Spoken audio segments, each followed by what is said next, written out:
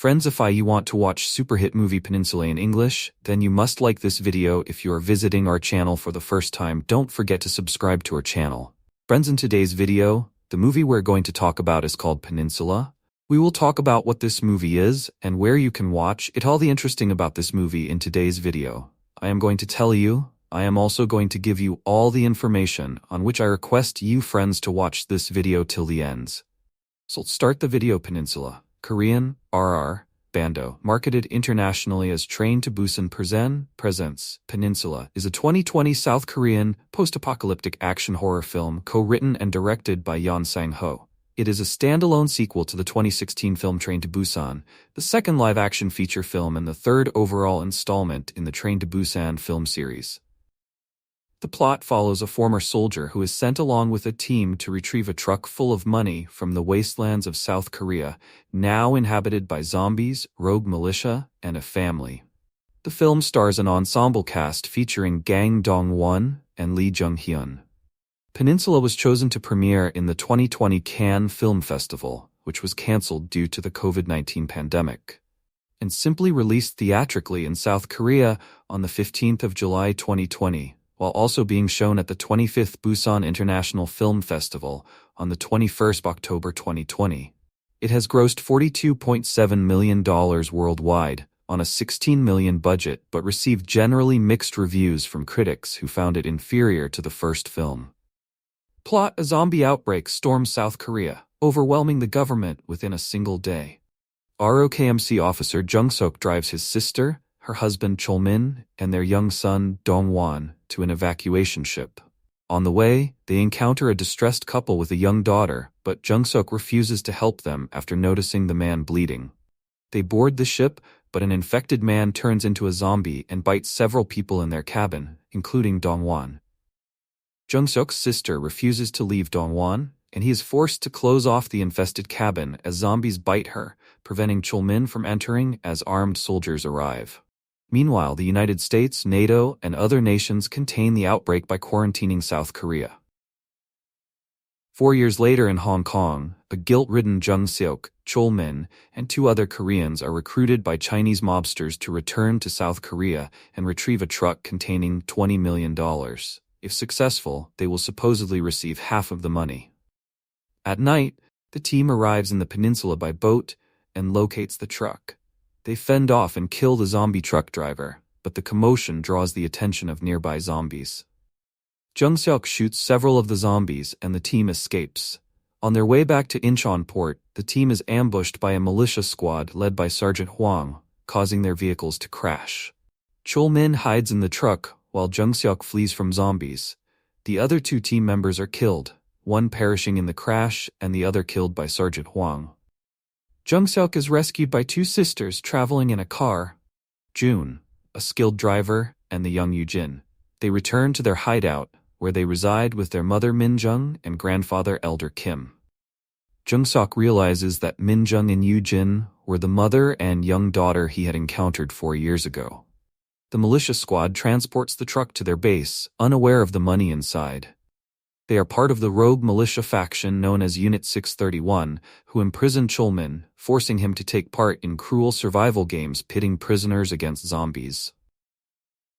Private Kim discovers the truck's cache and informs Captain Seo, who contacts the mobsters and plans to escape the peninsula with the truck only by himself. Meanwhile, Jung-seok reveals to Min-jung and her family that an extraction ship awaits his team and the truck at Incheon port. Min-jung devises a plan to steal the truck and escape the peninsula with her family and Jung-seok. The following night, Jung-seok and Min-jung infiltrate the militia's base and attempt to steal the truck. While holding Private Kim at gunpoint, Jung-seok learns that Chol-min is alive and interrupts an ongoing survival game to rescue him, killing numerous zombies and Unit 631 soldiers. Chol-min narrowly saves Jung-seok from a zombie bite but is shortly shot dead by Sergeant Hwang, much to Jung-seok's dismay. Min-jung fends off Captain Seo and escapes in the truck with Jung-seok, but their route is blocked by a horde of zombies. June, Yoo-jin, and Elder Kim arrive and distract the zombies on a chase to their car. The 2 vehicles make their escape, but Sergeant Hwang and other Unit 631 soldiers give chase. Through strategic maneuvers, the family and Jung-seok manage to disable the pursuing vehicles, killing Sergeant Wang as he is overrun by zombies. Captain Seo, who had killed Private Kim, ambushes the family at Incheon port and holds Jun hostage. Yoo-jin momentarily distracts Seo, allowing Jun to escape. But the ensuing confrontation results in Elder Kim being fatally shot and Min-jung being shot in the leg. Seo flees with the truck and arrives at the ship's vehicle deck, but the mobsters betray and gun him down. As he dies, Seo reverses the truck to deliberately keep the hatch open, allowing zombies outside to swarm the ship and kill all the mobsters. Jung-seok and the family manage to signal a passing United Nations Chinook helicopter. The injured Min-jung stays behind to clear a path for Jung-seok and her daughters. The three reach the helicopter, but UN troops refuse to save Min-jung, who prepares to kill herself as she is left surrounded by a large horde of zombies. Remembering Chol-min's words about his failure to protect his family, Jung-seok is spurred to rescue Min-jung and shoots the zombies down, allowing Min-jung to escape. Jung-seok, Min-jung, her daughters, and the UN troops safely board the helicopter and leave the peninsula, finally escaping the outbreak. Cast main gang Dong-won as Jung-seok, a former South Korean Marine Corps captain who feels guilt for not saving his nephew and sister. Lee Jung-hyun as Min-jung, a mysterious lady who had seen Jung-seok 4 years back while attempting to get out of Korea.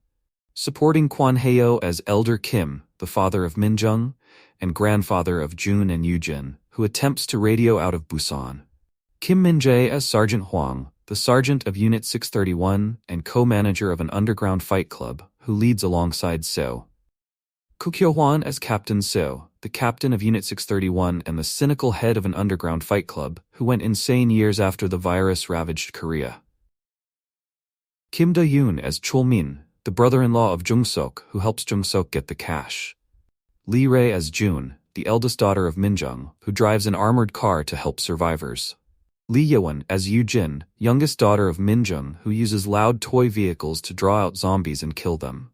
Jang So-yeon as Jung-seok's elder sister, the older sister of Jung-seok, who, refusing to leave her infected son behind, succumbed to the virus 4 years back.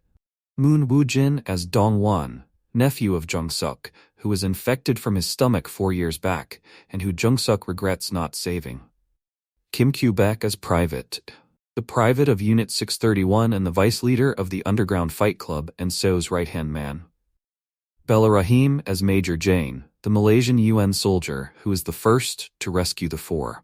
Peninsula was selected to be shown at the 2020 Cannes Film Festival as part of the official selection. However, the festival was eventually cancelled due to the ongoing COVID-19 pandemic.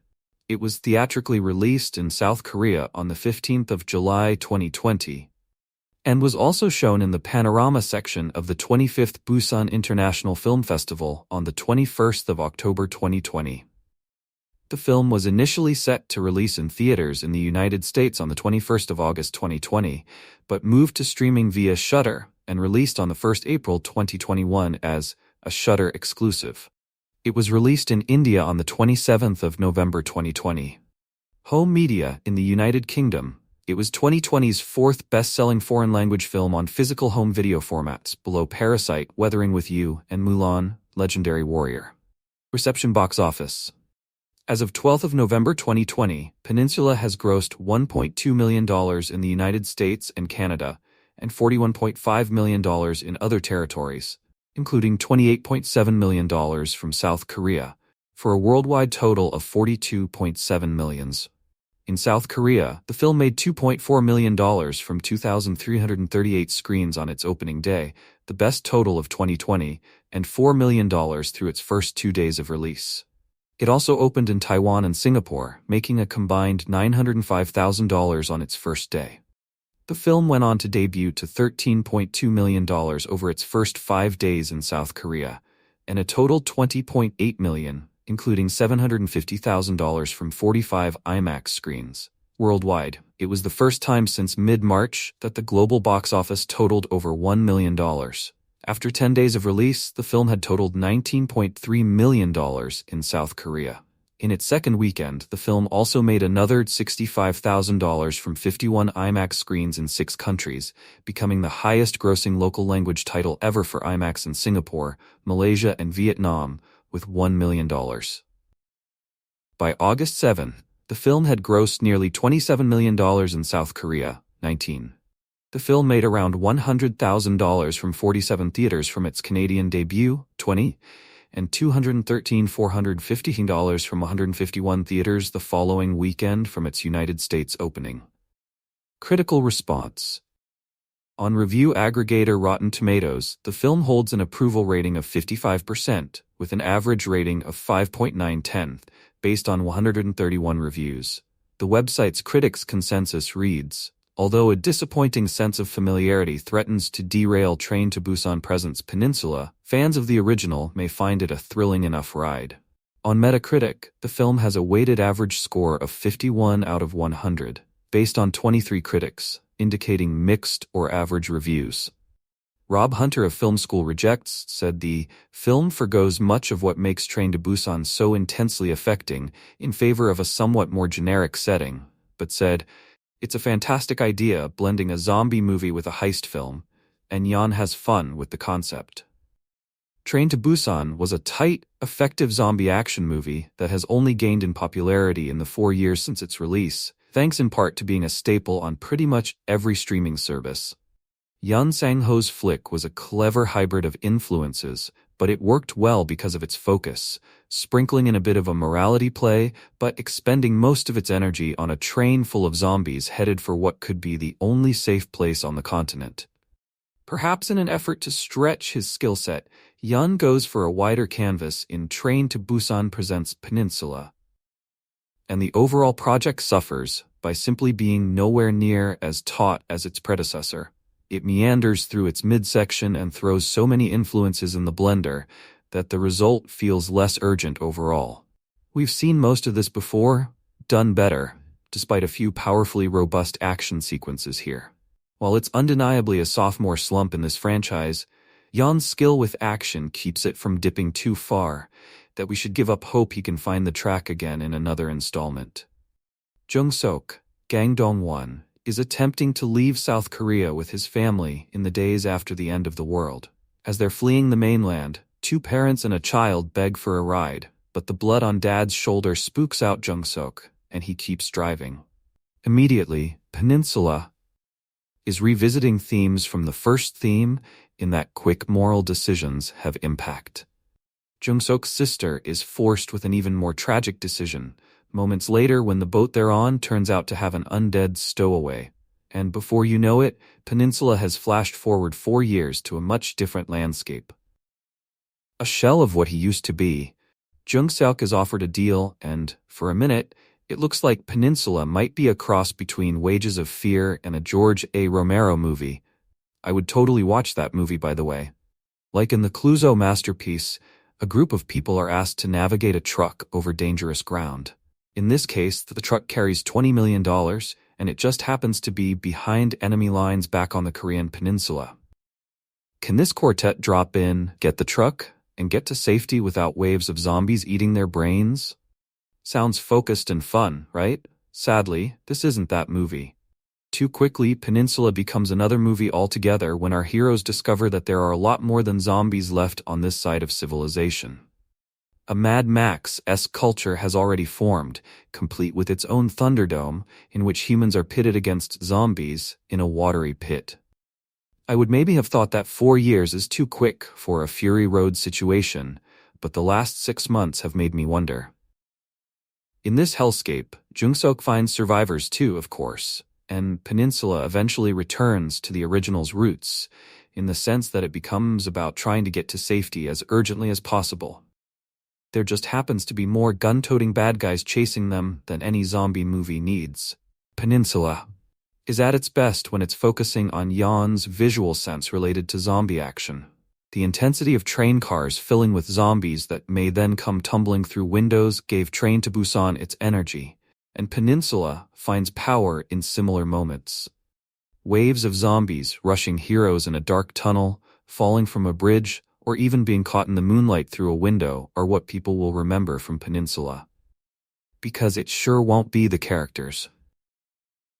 Gang Dong-won is fine at the limited rage he's asked to find here, but even though it tries some of the same emotional beats, Peninsula doesn't have the same depth of character as the first.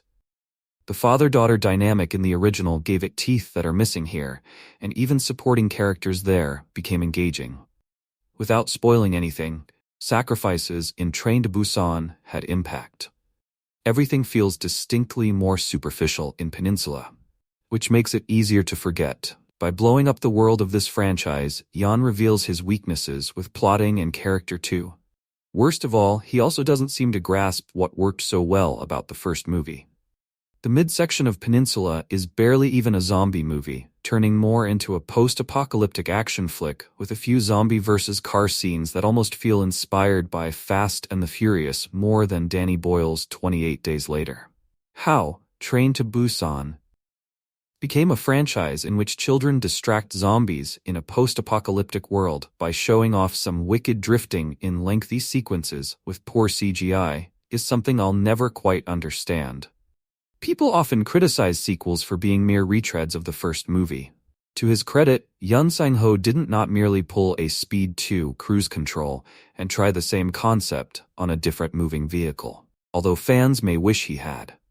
South Korea managed the early days of the COVID-19 pandemic unusually well, which is basically the opposite of how Yoon Sang-ho's 2016 Train to Busan predicted the country might react to such a disaster.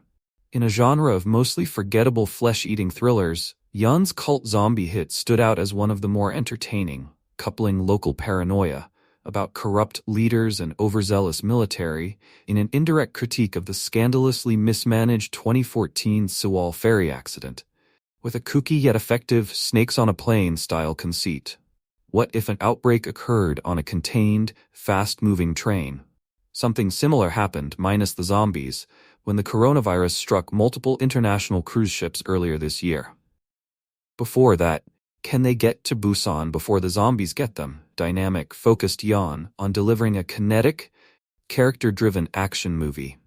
But the franchise's subsequent installments, starting with the nasty feature-length animated prequel Seoul Station, have felt relatively unfocused by comparison.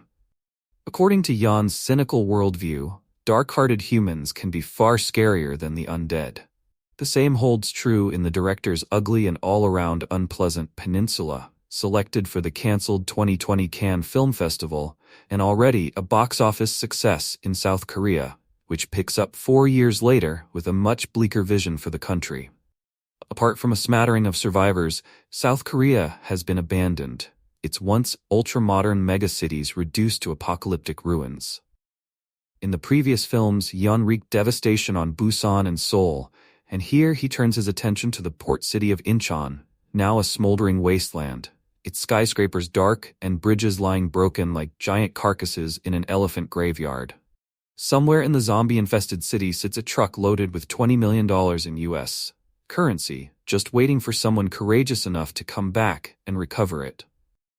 The challenge falls to 4 Korean refugees, tired of being treated like second-class citizens in nearby Hong Kong and convinced that they can retrieve the loot under the cover of darkness, since zombies are believed to be blind at night. To say that the small squad has vastly underestimated the difficulty of the mission would be an understatement, although the zombies aren't nearly as menacing as the still uninfected humans who've managed to evade them all this time. A rowdy band of mercenaries known as Unit 361 roam the city in packs, scavenging for food and rounding up stragglers, whom they force to compete in cruel arena games.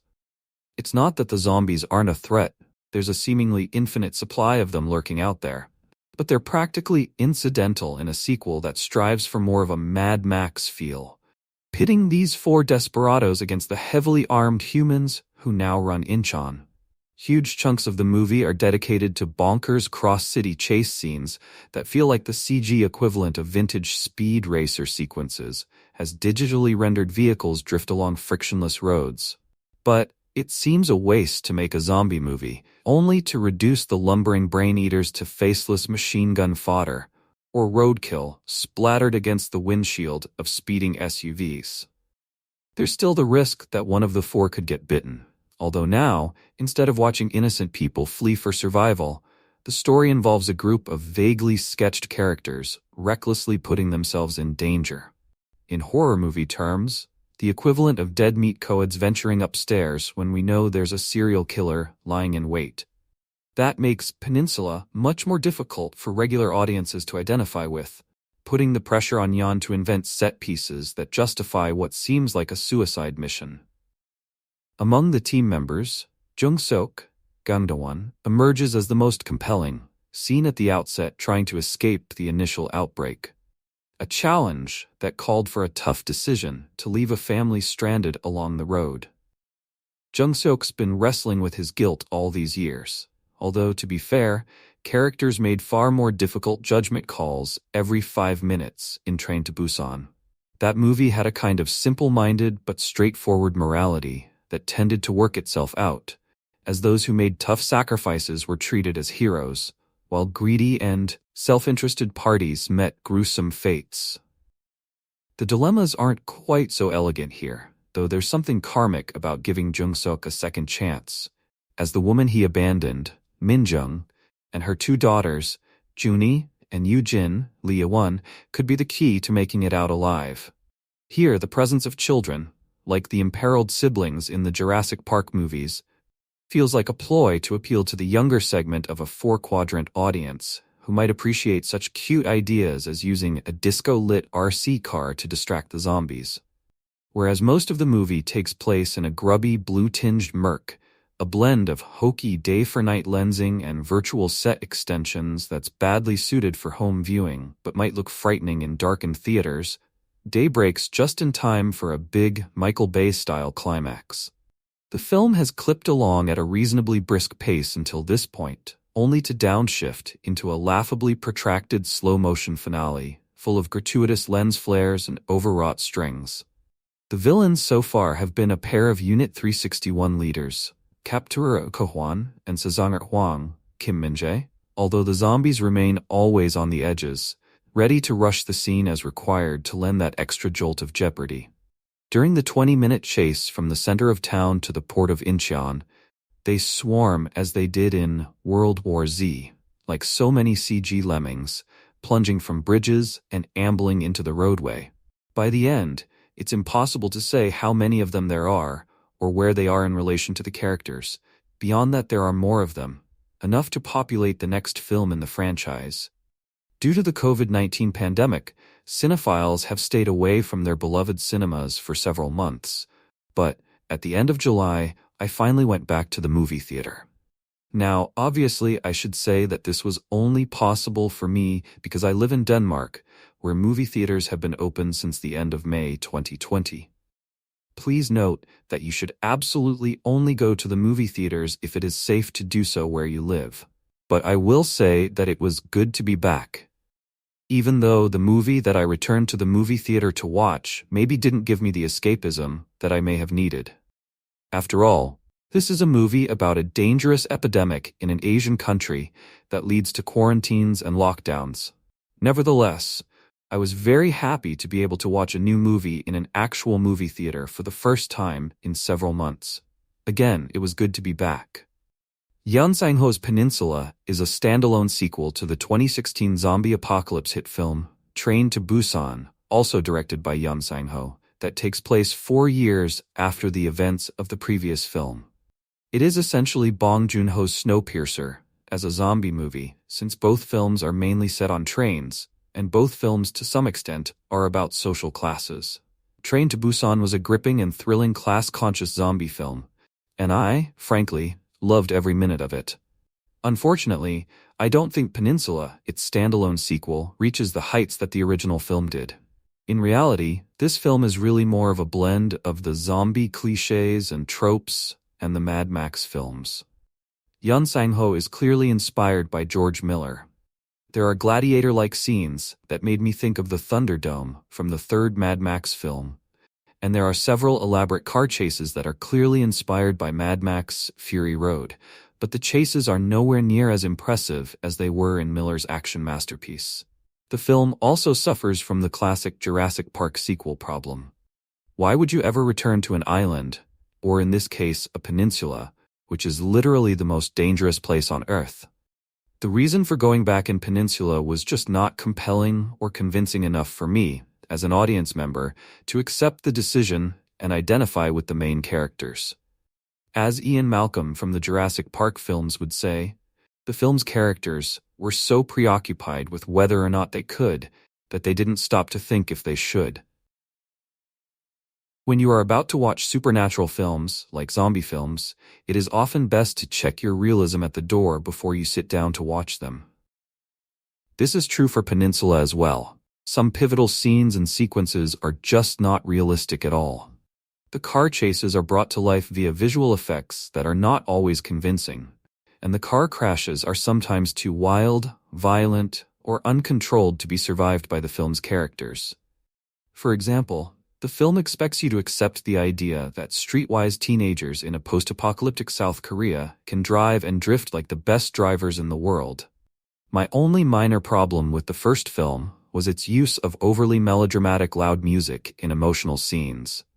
It was only really an issue at the end of the first film, where it became a little bit too melodramatic with Seok-woo's flashback at the very end of the film, but the sequel has way too many of these moments. Loud piano music tends to overwhelm the film's most emotional or powerful scenes, which I think is a shame. It didn't take me out of the first film, but I thought it became jarring in Peninsula. Also, while the film's prologue, which showcases the outbreak, is thrilling, I have to say that the scene with an American late-night talk show is entirely unconvincing. That is just a minor problem with the film, of course. Again, that prologue is pretty good, and in general, the action in the film is exciting. Admittedly, the action is never as exciting as the fights from the first film were, but I actually really loved seeing the capable main character take charge in various action scenes. I also think that the aforementioned gladiator-like sequences were completely engrossing and thrilling. My favorite thing about the movie is the comic relief. At one point, Jung-seok runs into two sisters, Yoo-jin, played by Lee Ye-won, and Juni, played by Lee Rae, that are so fun to watch. Juni is the aforementioned teenage driver who gets to paraphrase a popular quote from Terminator to Jung-seok, and, at the same time, channel Furiosa while behind the wheel. Yoo-jin is her high-spirited little sister, who collects remote-controlled cars that she sometimes uses to get the attention of zombie hordes. This is a post-apocalyptic film that can be very bleak, but every now and then, Lee Ye-won and Lee Rae's characters put a smile on your face. Again, Jung-seok was a great character to follow as he was given plenty of action sequences that were thoroughly entertaining. But I was disappointed with his character arc because it, frankly, resembles the first film's main character arc too much. In the end, both films argue that their main characters need to show compassion for and help those in need. I expected a different character arc in the sequel, but the film didn't really deliver in that regard. With Peninsula, Yeon Sang-ho has made a thematically less ambitious but more visual effects-heavy zombie flick. In large part due to triteness, Yeon, unfortunately, fails to reach the heights of Train to Busan, but even though this sequel is a little bit of a disappointment, the film definitely has its moments. Distributed by Next Enter Entertainment, world release date, July 15, 2020, running time 160 minutes, country South Korea, languages, Korean English, Cine Polish, budget $16 million, box office $42.7 million. So guys, this is their view of Peninsula movie and some information about it. How do you like our today's video? Please let us know by commenting, and if you like this video, please like it, share it, and don't forget to subscribe to our channel. Thanks for watching.